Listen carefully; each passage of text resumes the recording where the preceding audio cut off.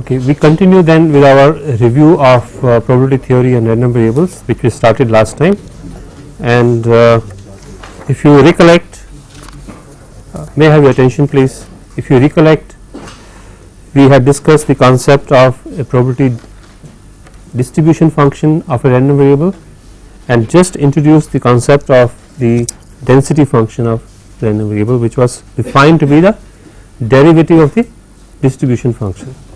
Typical notation is, for a distribution function we use a capital letter like P, capital P or capital F.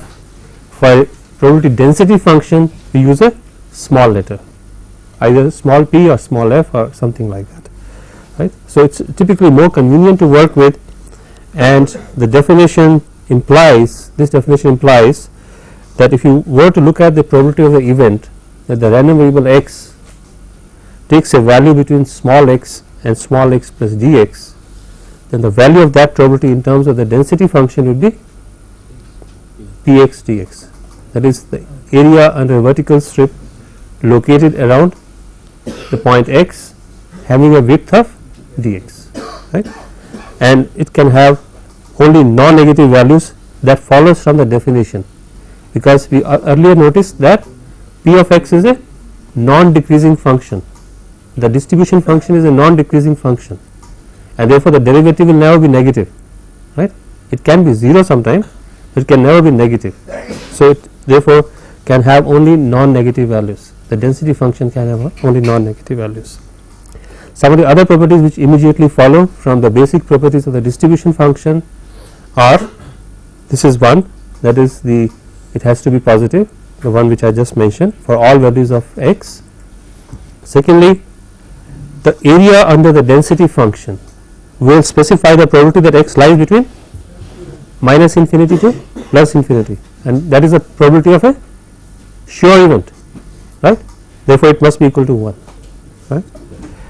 Similarly, if you look at the area under the density function on the under the density function over the segment of the real line from minus infinity to x, that will be the probability that x takes a value between minus infinity to small x, which by definition is the distribution function, and of course, it follows from the fact that the integral of px would give you that distribution function, right. So, this is a distribution function. And finally, if you were to integrate the density function between two limits x1 and x2, right, over the interval x1 and x2, then the probability that will give you the probability that x lies between the interval x1 to x2, right. So, these are some of the obvious properties which follow from the definition of the density function in terms of the distribution function, right.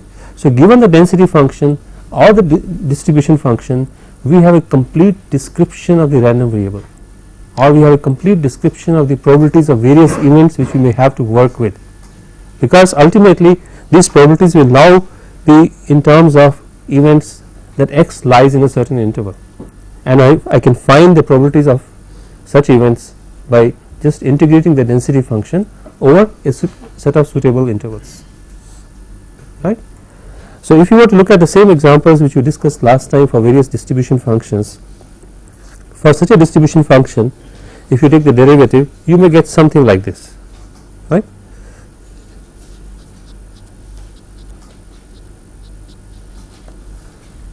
A bell shaped curve, right. So, that is the derivative is small here, is small here, but is maximum here, right. So, that is one possible form of a density function.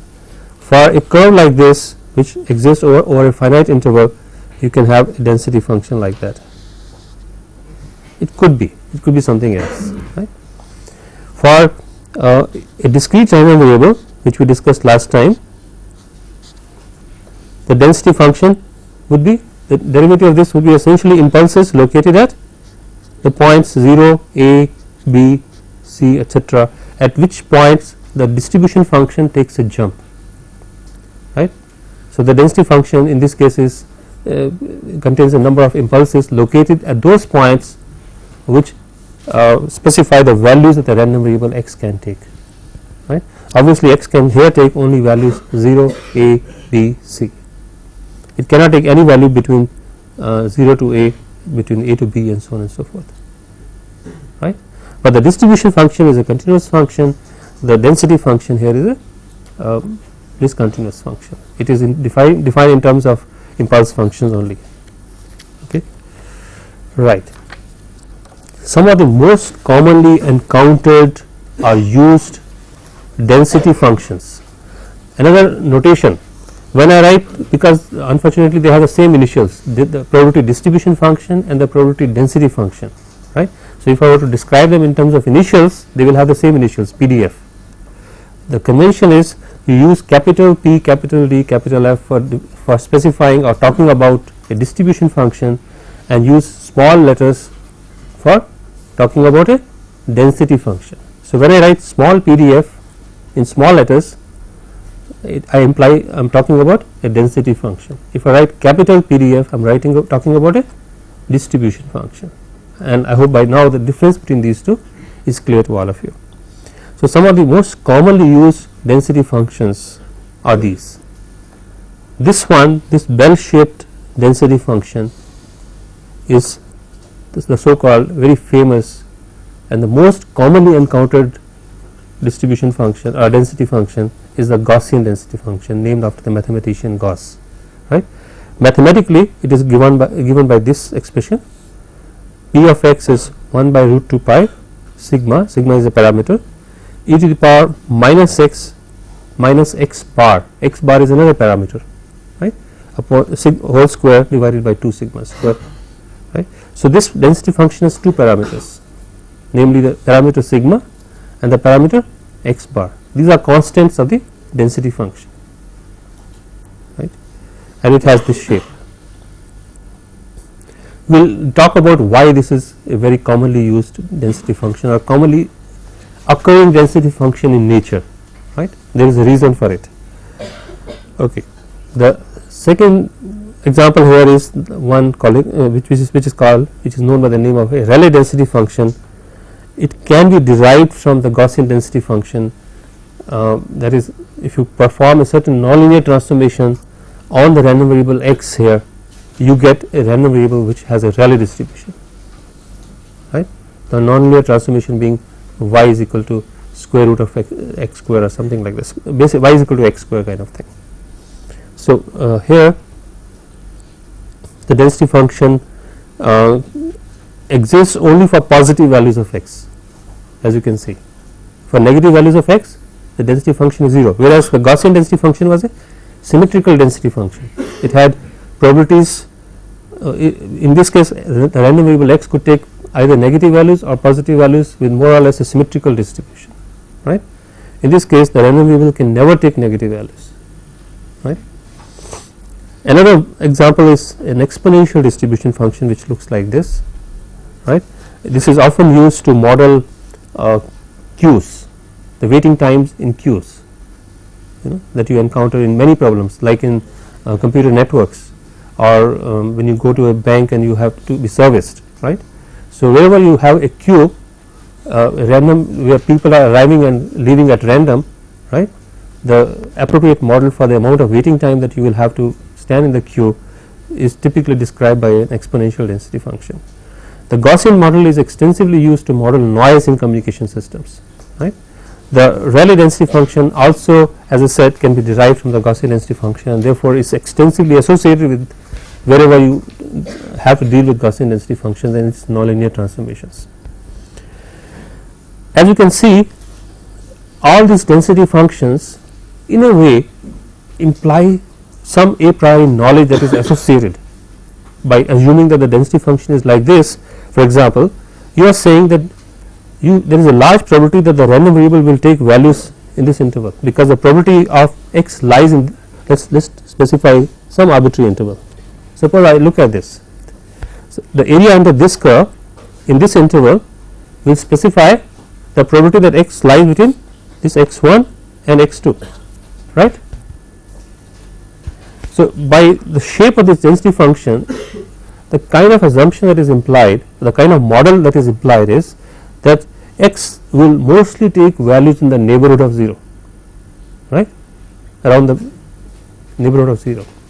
Similarly, you could say something similar here. It will take mostly values around the neighborhood of this location of this peak, right. So, the probability of x lying in an interval like this is very large, right. So, there is some kind of a priori information associated with these assumptions, right, that you have some knowledge that x is likely to lie in this region. Similarly, for each of these density functions. However, there is a density function which is known by the name of uniform density function, in which the probability can be anywhere between a to b, which kind of implies practically no knowledge except to say that x lies somewhere between a and b, but I have no idea whether there is any preference of intervals over which x may lie, right, whereas in this case these preferences are obvious, right. So, when we have no a priori knowledge and we cannot say anything about the density function, the safest assumption would be to assume a uniform model over some interval. So, this is also a very commonly used model to reflect the fact that we have no a priori information. The a priori information is very little or small. So, these are some of the commonly encountered density functions. Now, given the density function or the distribution function, as I said, it is a complete description of the behavior of the random variable, right. However, many a times you do not require to work with a complete description. It is too cumbersome to work with a complete description. If you have it and you can work with it, it is nice, but many times you need to work with more, let us say, gross parameterization of the behavior of a random variable than a complete description, right. When you want to do that, you make use of what are called expected or average values of a random variable. Okay. So, and also sometimes called moments of a random variable. So, let me first define what is the concept of an expected value. It has, I mean, you can call it by various names. It is called expected value of the random variable x. Remember, capital X is a notation for the, it is a name for the random variable, right. It could be capital X, capital Y, capital Z, anything, right. It is a name, and small x denotes the values that it can take, right. That is the notation we are following. So, expected value, mean value, average value, they all mean the same thing, right. That is the general, they all have this, and the notation is this. When I say expected value of x, this is how I will write it, right, E of x, and the definition of this notation is as follows.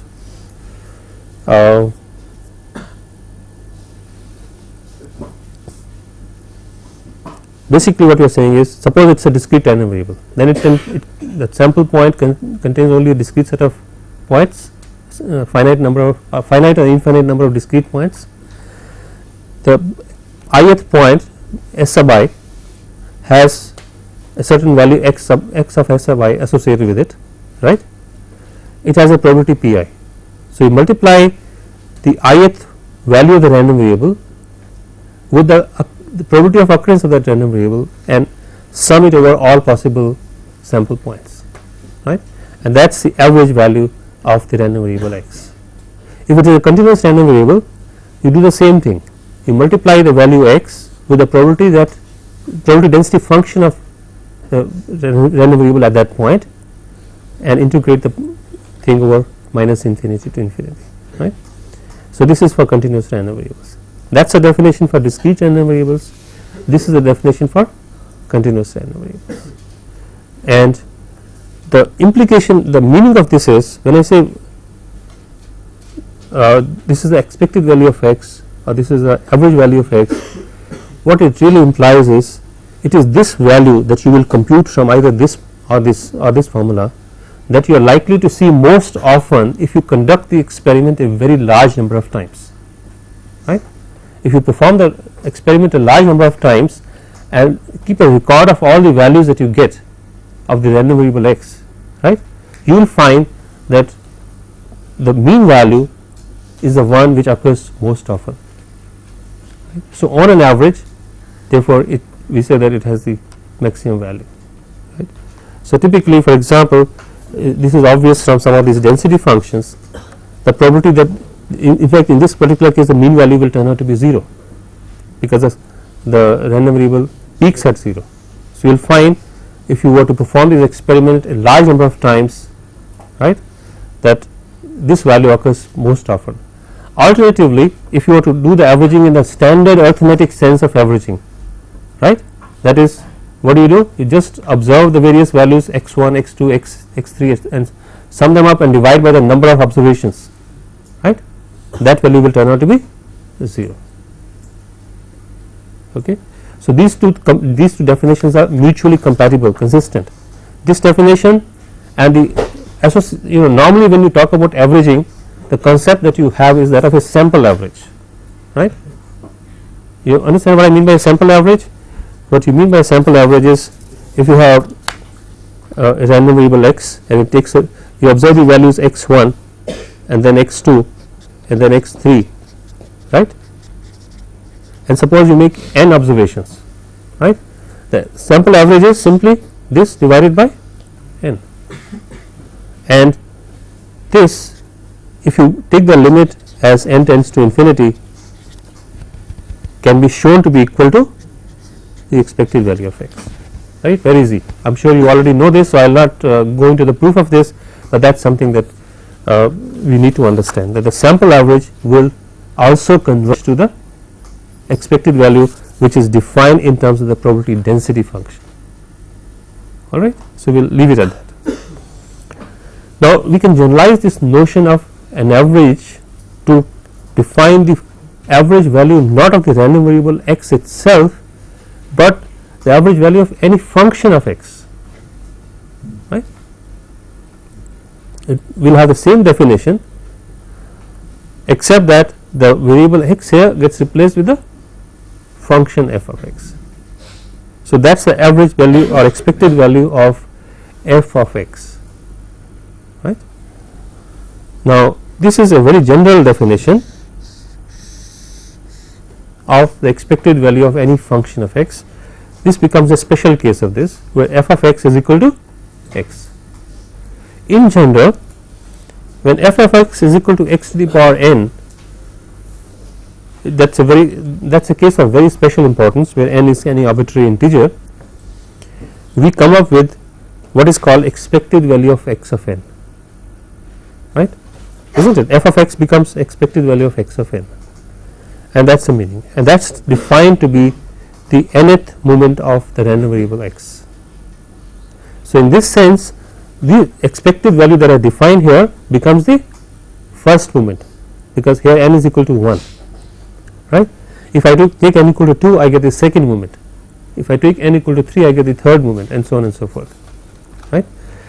And also there is another notation here that you will see.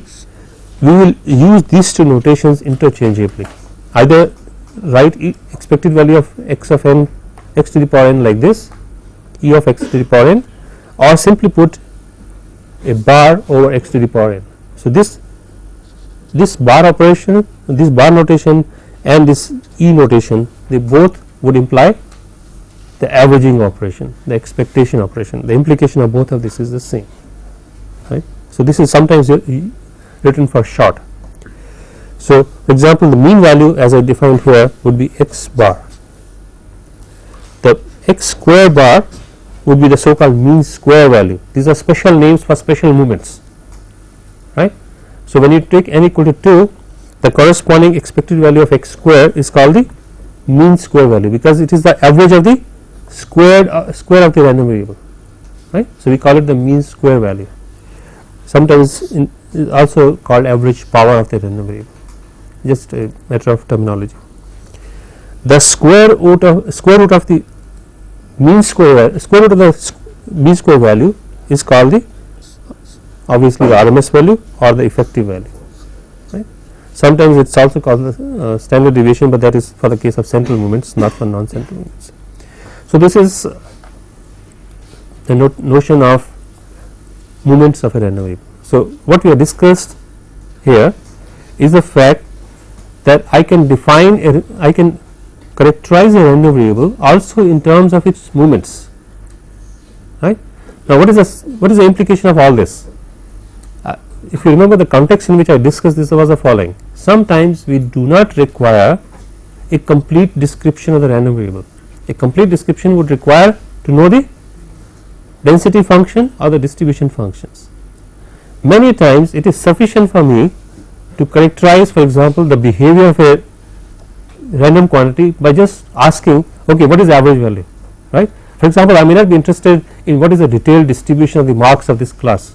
If I just want to characterize this class, right, I will just ask what is the average marks of the class, right. That is some kind of a characterization. It is a very gross characterization, but it is some kind of a characterization, right. It is not a complete characterization.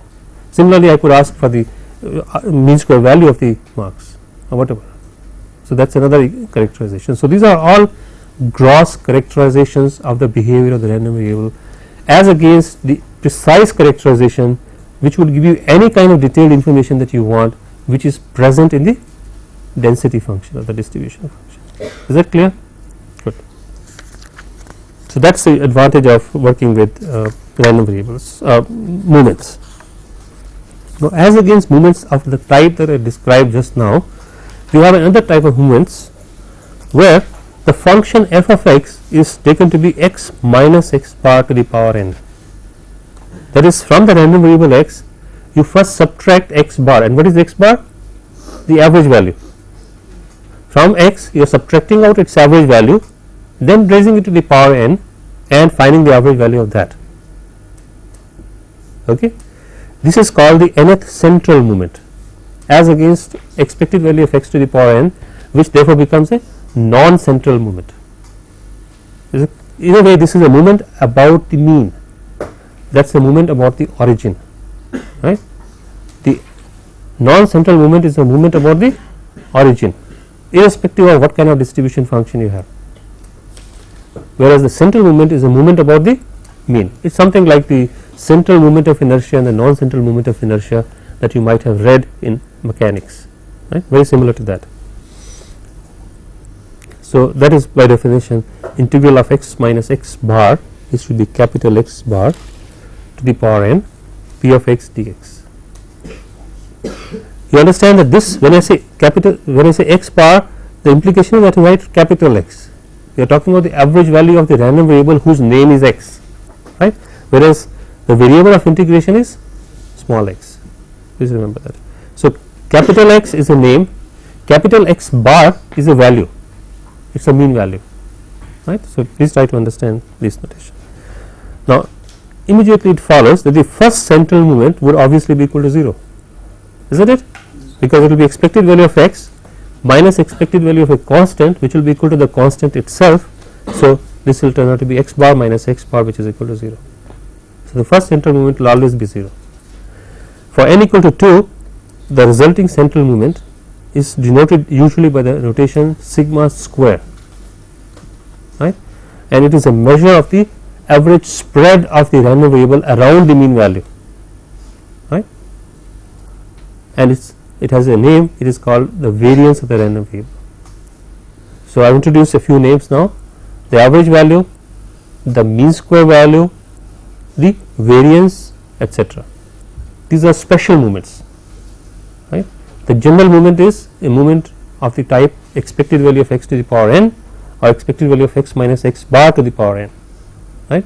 But these three special movements, namely the average value for n equal to 1, the mean square value for n equal to 2, and the variance also for n equal to 2. Mean square value is a non-central movement and the variance is a central movement, right.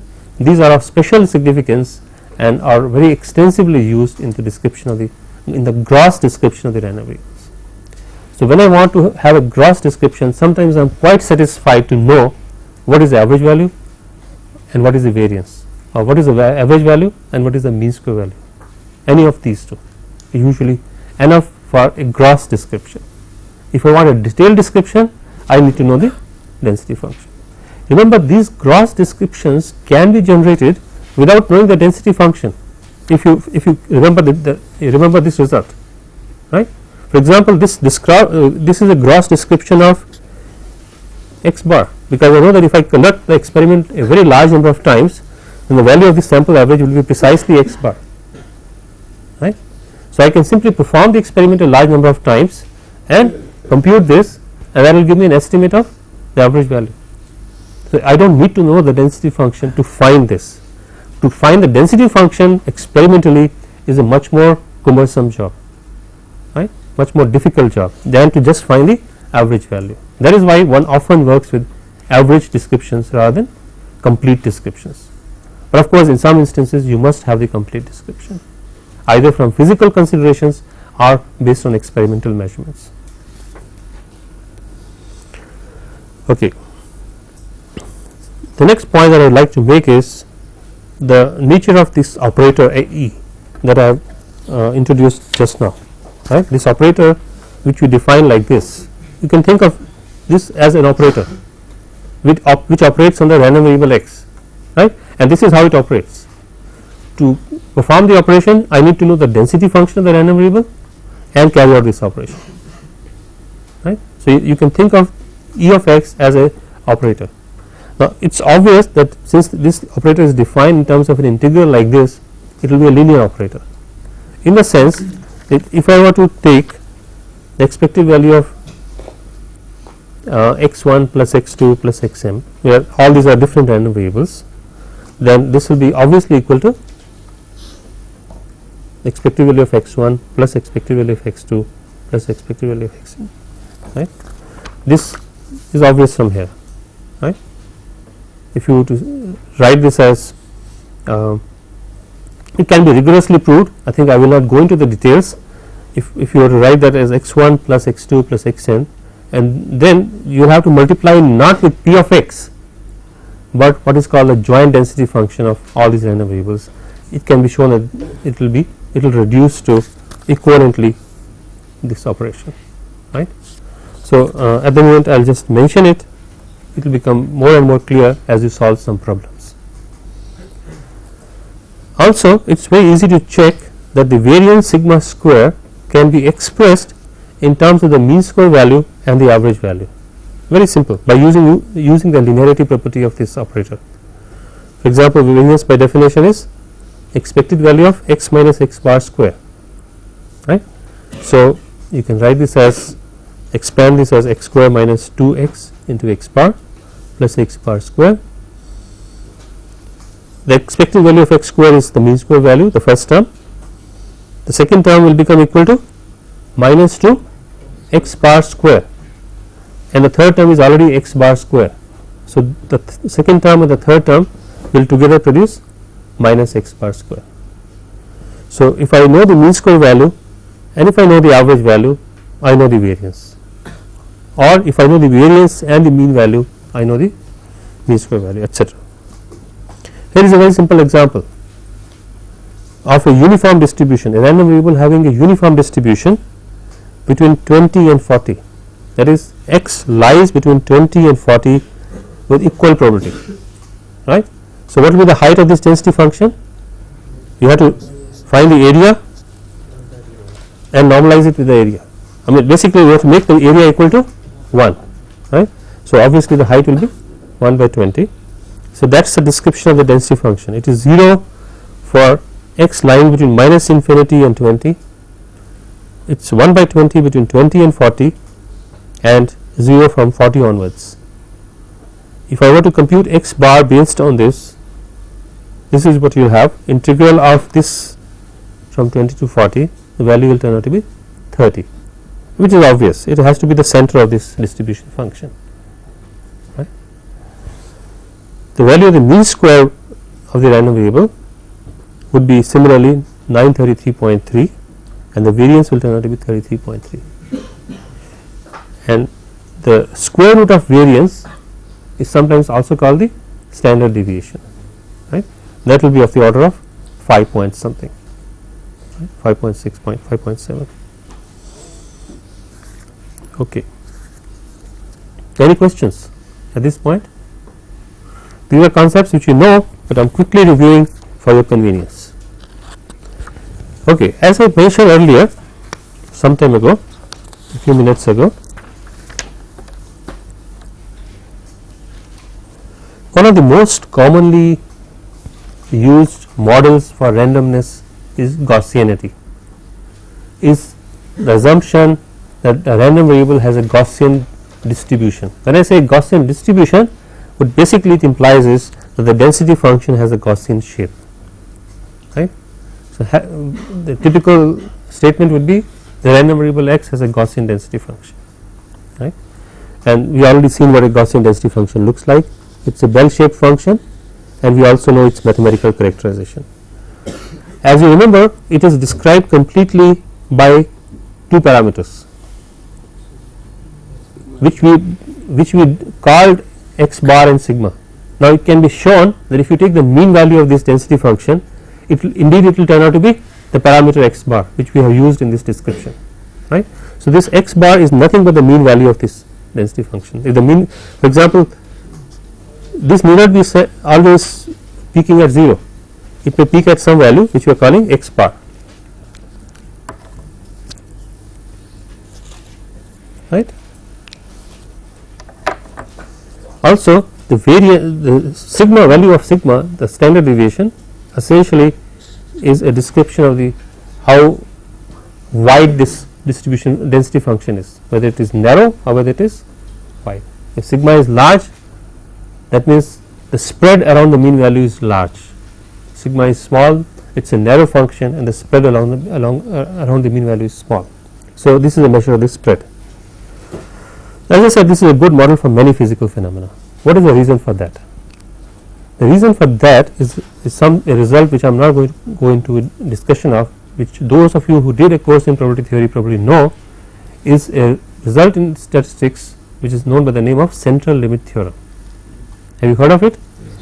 The central limit theorem states that if you add up a large number of random variables, right, then the resulting random variable would tend to have a normal distribution, that is a Gaussian. Incidentally, another name for this distribution is a normal distribution, right, and the reason why it is so called is because it is widely seen in practice, widely encountered in practice.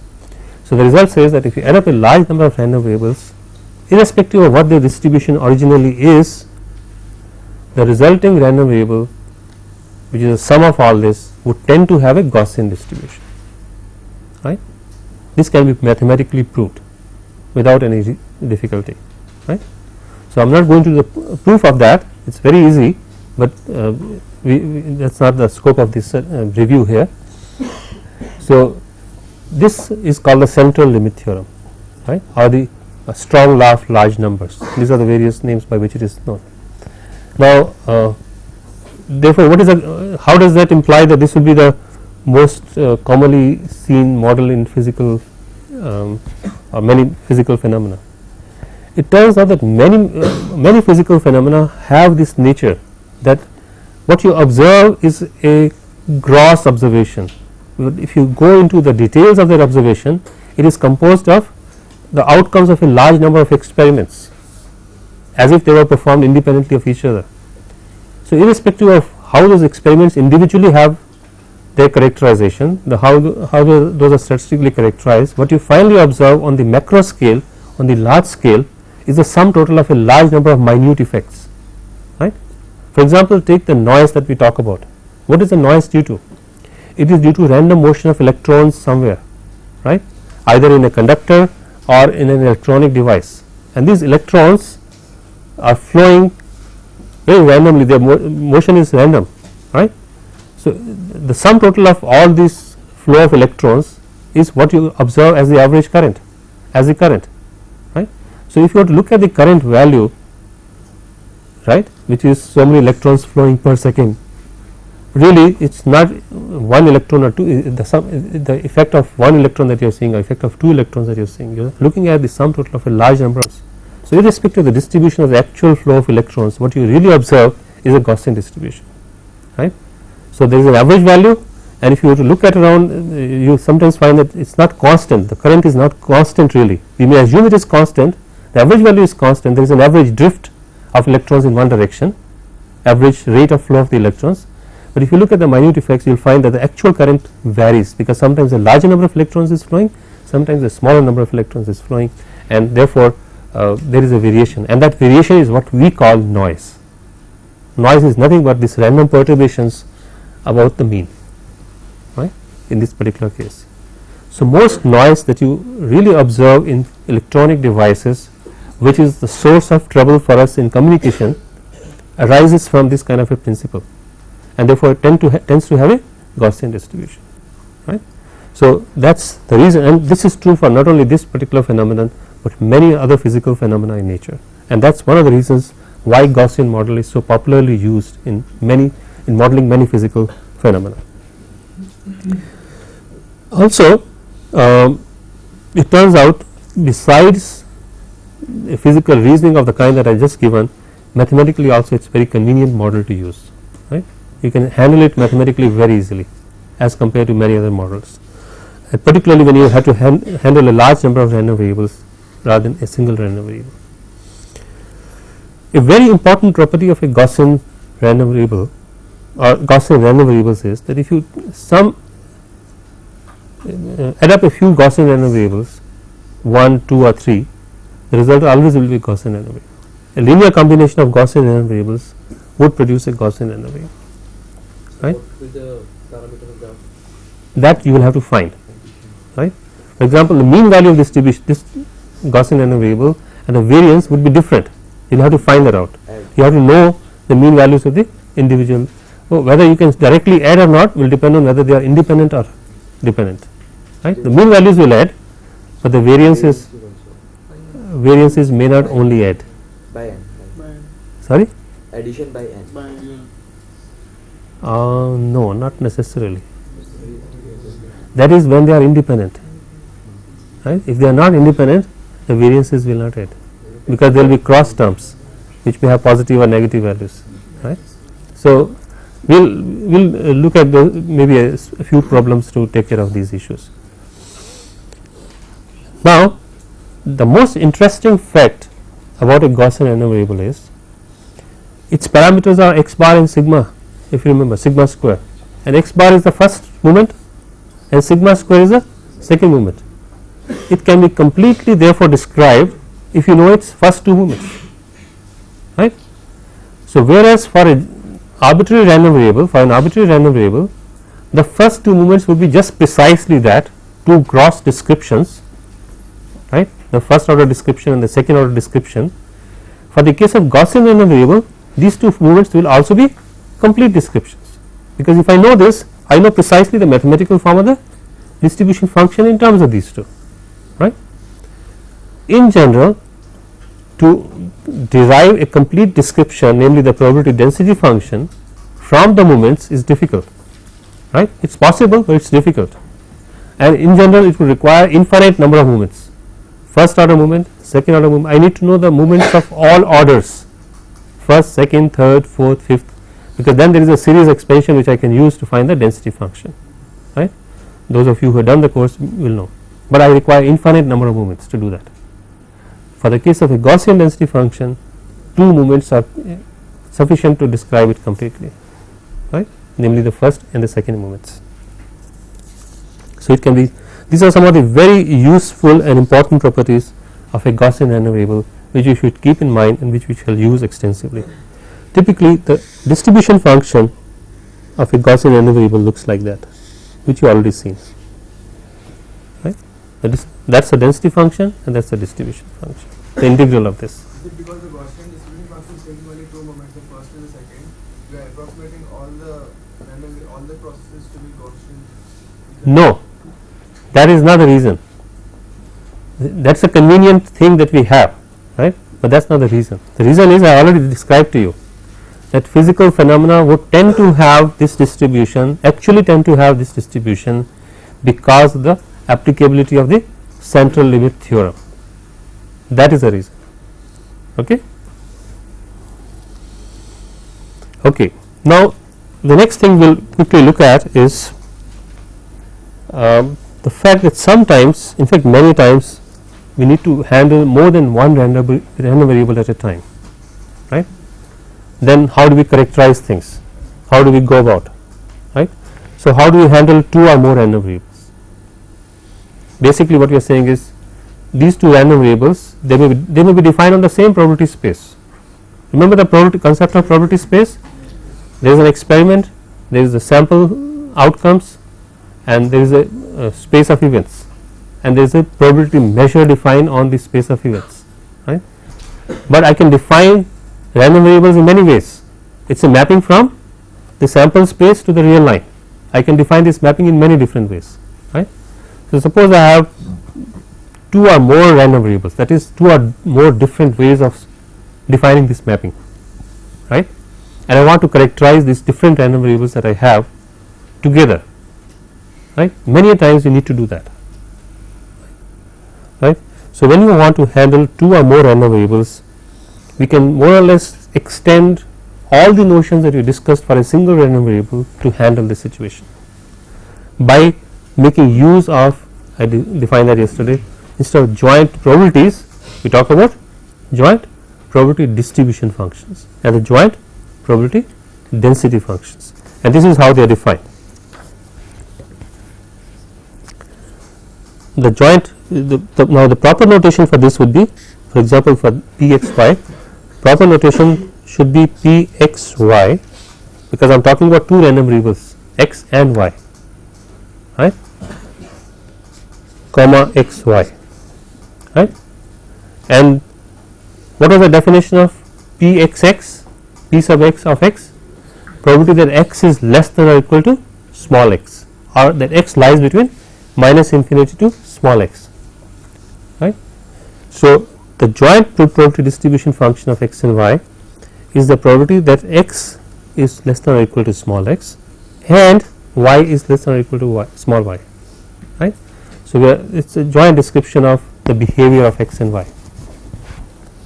So, x lies between minus infinity to x, y lies between minus infinity to y. The corresponding density function is the second order derivative of this distribution function, right, with respect to x and then with respect to y, or with respect to y and then with respect to x, right. Now, some of the properties should more or less obviously follow for you. Let us look at them one by one, right. Obviously, this will lie between 0 and 1, right, because what is the null event? That x is less than minus infinity and y is also less than minus infinity, right. That will correspond to the probability 0, probability of the impossible event. What is a sure event? X is less than infinity, less than or equal to infinity, and y is less than or equal to infinity. That is the sure event, right. Obviously, x and y will always be less than or equal to infinity. So, that will be the maximum probability that you can have. For any of the values of x and y, the probability will lie somewhere in between these two, right. So, the probability of x and y, the joint probability of x and y will always be between 0 to 1 for x y going between minus infinity to plus infinity.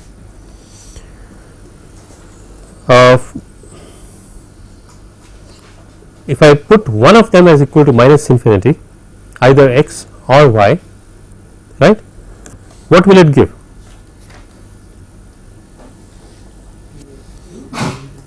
It will give the impossible event again, right. So, therefore, the joint probability of all these 3 kinds, probability of minus infinity y, x minus infinity, or putting both of them to minus infinity would also, that is a probability of the impossible event. If I make both of them infinity, it is 1. I already said this. In general, it will be a non-decreasing function of both x and y. So, now if you were to visualize this, you have to think of this 3-dimensional picture. Pxy is a plot of a surface, right, over a plane. So, you have a plane and you have a surface over the plane, right. You have to visualize it like that, and which has these properties, right. I cannot draw these pictures, you have to imagine it. The corresponding density functions properties would be same properties, it will be always positive. The volume under the surface under the plot of the density function surface would always be 1, right. And if I integrate this, the surface representing the joint density function between minus infinity to x and minus infinity to y, that will be the probability of the joint probability of x and y, probability distribution function of x and y. So, these are some obvious extensions of what we have discussed for the case of a single random variable. Any questions here? I am going a little too fast here, I know that, but then that is deliberate, because I know that you already know these things, right. So, if there is any question, I can slow down just a little. Is it okay? Good. Now, a couple of other important properties. This is very important. If I make one of the two variables equal to infinity, not minus infinity, then what is that equivalent to saying? That is equivalent to saying that x is less than or equal to infinity. It does not matter, basically we are saying that x value is of no consequence. Obviously, x will be somewhere less than or equal to infinity. So, the probability of this event will be essentially dictated by the probability of the event y is less than or equal to y. So, it will be nothing but equal to p by y, right. So, essentially this is a very important point. The distribution function of y can be obtained from the joint distribution function by putting x equal to infinity. Similarly, the distribution function of x can be obtained from the joint distribution function by putting y equal to infinity, right. So, we say that in relation to pxy, py is a marginal distribution obtained by marginalizing the joint distribution function with respect to x, right.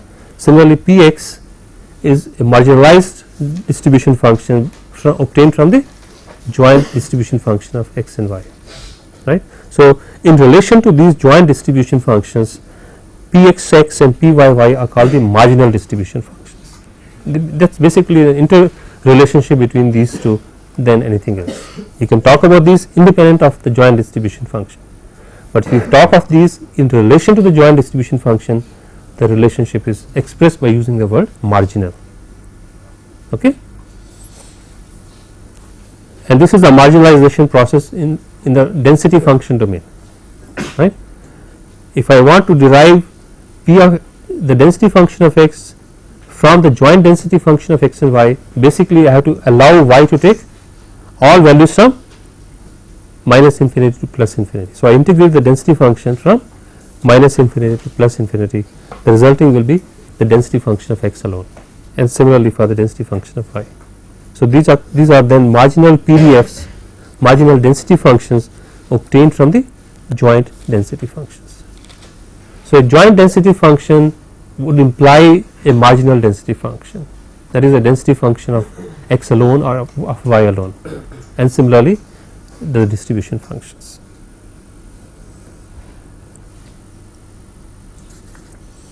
Now, here is an example, a small simple picture which I could draw for a density function of two random variables, which is like this. It's what kind of a density function is this?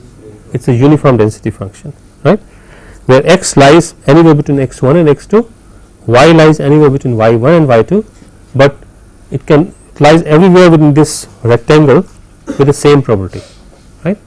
The volume under this surface that you have must be equal to 1, right. The density function here is given by this 1 by x2 minus x1 into y2 minus y1, right. So, now whatever, so that is a simple picture, that a normal density function, for example, would be very similar to the bell shape that I discussed, but it will be just you think of that bell shape rotating around the xy plane, right. And so, that becomes the two-dimensional normal density function or two-dimensional Gaussian density function. I have not drawn the picture here, but you can imagine it, I am sure. You have seen any bell, it will probably have the shape of that bell. Okay. All right. Now, these concepts which we have discussed can be now extended to any number of random variables. I have talked about 2, but you can talk about 3, 4, any number, and we will in fact use them when we go to random processes, right, because we will find that random processes require these tools that we are talking about here.